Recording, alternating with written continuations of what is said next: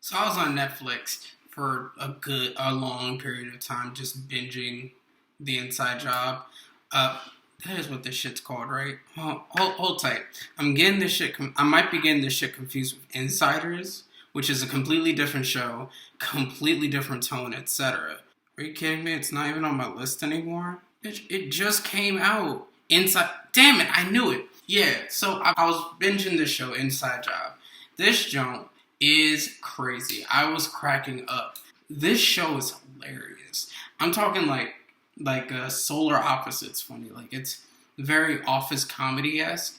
It's not The Office, obviously, but the comedy is very much like if Dan Harmon decided he wanted to write a parody of The Office, and then he took elements of that parody and fused it with American Dad. It was really strange at first to think about, but when you watch it, the execution is flawless. It's perfect.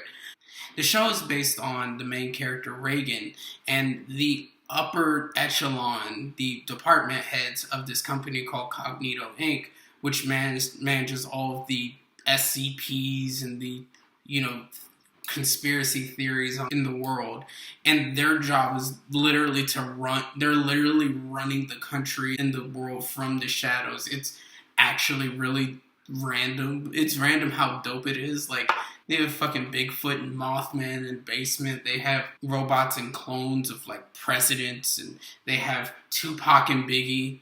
They killed them off, and then they live in a third story apartment with 3 puppies. Like, it's really funny how the humor actually works out, because the lines are delivered in a way that are just serious. You're not necessarily cracking up at the things they're saying. You're just thinking to yourself, that's actually funny in the way that they just lay this information out like it's just facts. It's facts to them, but it's hilarious to us.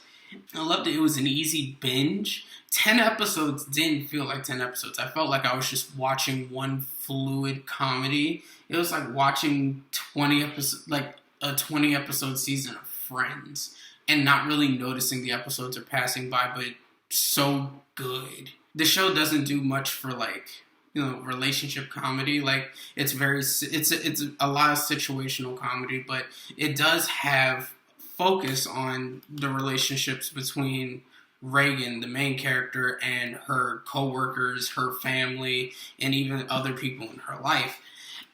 Her relationship with her coworkers starts off in the season as pretty much non-existent, because for the most part she more or less runs their table, and they think of her as that crazy lady that either can't shut up or is making some new invention to do something stupid. Like, you can tell that her coworkers have disdain for her, and it's they're very upfront about it, but in the least upfront way about it. It's like that trend where it's saying, "Tell me how much you love something without telling me how much you love it." Yeah, I think it's a stupid trend too, but hey, trends are trends. I don't know. I really just like the fact that the whole season is based around having Reagan develop into someone that is a little less insufferable. And, the season kind of caps out on that before, flipping everything on its head. And I think that it does it in a way that makes the series feel like it wouldn't get old. Like, towards the end of the season, I was thinking to myself, okay, I feel like this is one of those shows that Netflix is going to do where they'll ditch it after one season. And I felt the story was coming to an end, so to speak. I mean, it's not like a serialized story. It's not like it's an episodic structure similar to American Dad. The episodes can be watched individually, with the exception of maybe the last 2, which should be watched in chronological order. But I find that, I don't know, I felt like the series is like low-key addictive. Like, you kind of start watching it, you don't really want to put it down. It lends itself very well to binge culture, while at the same time poking fun at like a lot of the things that are happening today. There's an episode involving a lot of reptile humans, and they make jokes about how the Geico gecko is making humans more perceptive to reptile humans and really warming them up. And they were even talking about how they got K. Rool and Smash. And I'm like, oh, that's such a good joke.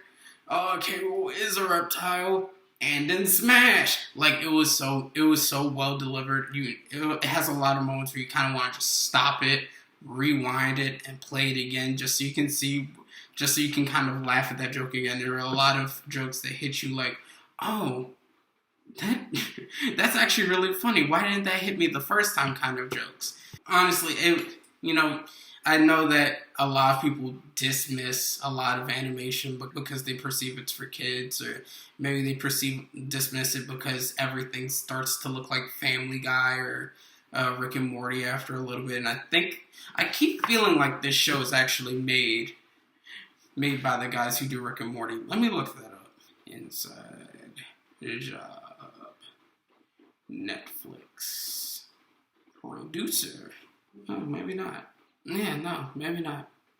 Well, I don't know who designed the characters, but you can tell that there's a lot of Rick and Morty inspiration coming from it. A lot of that solar opposites energy. But the person who produced this, Shion Shion Takeuchi. She deserves an ovation. That shit was amazing. Like I was cracking up, like genuinely. In every episode, there are at least 3 or 4 different points where I'm just laughing and I'm looking around, making sure I'm not looking like a crazy person when I do so.